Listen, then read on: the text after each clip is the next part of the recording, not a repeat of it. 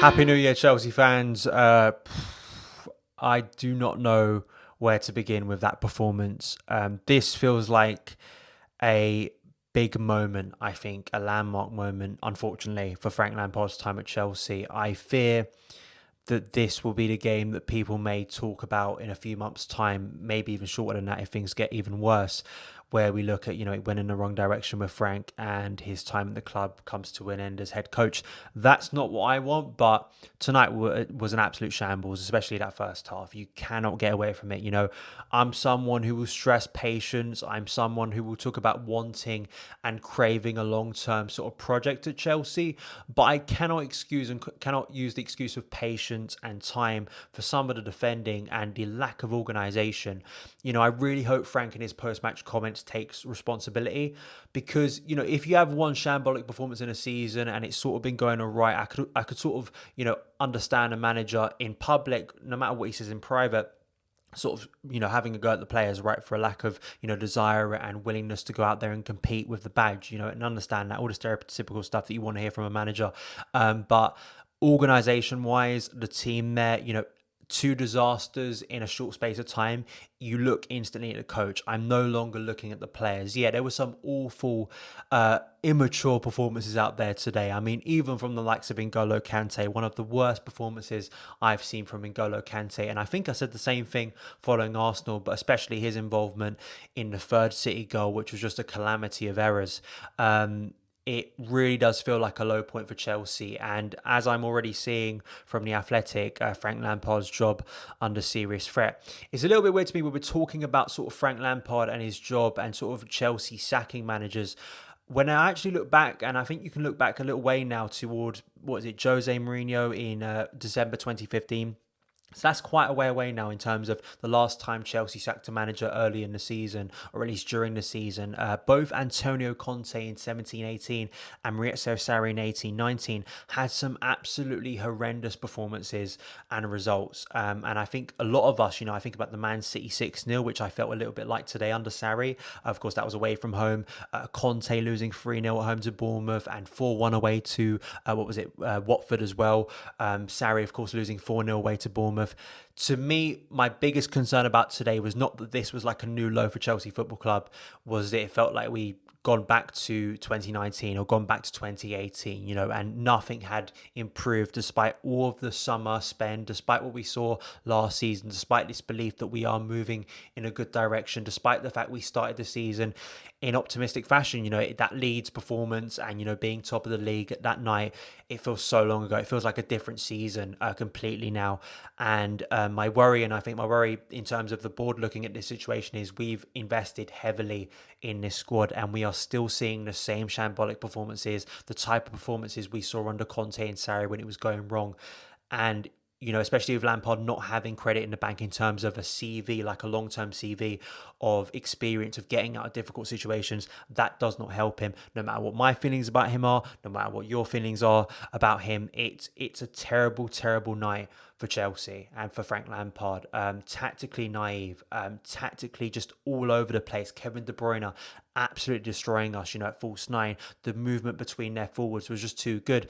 I saw a lot of people having a go at Edouard Mendy for those opening two goals. The first one, yeah, he gets a hand to it. The second one, I'm sorry, no. When you just allow Phil Foden that amount of space in your own box, you deserve to concede a goal. And once again, talking about regressing, I think back to last season. I think of the defending we saw last season.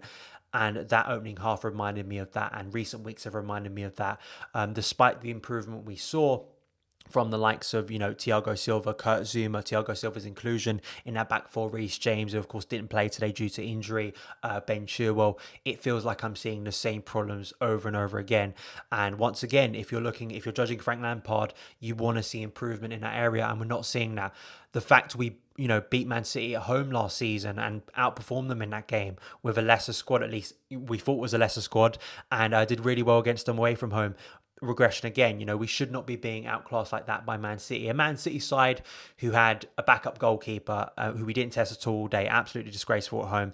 Man City side who had many problems going into this game, 5 or 6 players out in self-isolation due to the virus.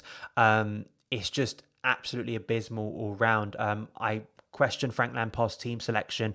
I know a lot of people got excited, and I hate to be captain hindsight because it's very easy following a game, and especially Callum Hudson-Odoi scoring late on, to go, he should have been starting. But I said this in my preview, I think he should have been starting ahead of Ziyech because Ziyech just coming back from fitness. I feel the problem is today, right, I'm seeing Pulisic, Werner and Ziyech, something I think Chelsea fans, at least in the long term, looking at as maybe a main front three, which I understand, right? I don't think this was the game for Frank Lampard to start testing out new things. I think he needed, in what was already a difficult and stressful moment, to play players who are working for him and are in form. And I think those two players, instead of Ziyech and Werner, were Olivier Giroud and Callum Hudson-Odoi. I know Giroud doesn't give you the same pace, and at least early on it looked like Chelsea were going to try and utilise that pace, but there was nothing in midfield as well. Kovacic, awful today. N'Golo Kante, awful. I think you've got to say the same about Mason Mount. I felt that, I think it said a lot that some senior players were taken off, and I saw Billy Gilmour coming on the pitch. I know the game was dead there, and it was being played at such a weird pace, City trying to maybe score a fourth, but us completely devoid of any ideas. But I felt Gilmour acquainted himself quite well when he came on the pitch. But it's very hard for me to, after a performance like that, just look at individual performances, because collectively it was an absolute shambles in that first half. No Chelsea fan can turn around and say they were happy with that first half, or were like, oh, City were good. City were good in spells, and they've got players like Kevin De Bruyne who are absolutely incredible, and further up again in terms of Chelsea letting him go all those years ago. But it was Chelsea, with the investment we have, with the quality we have in that squad, should not be 3-0 down to Man City at half time.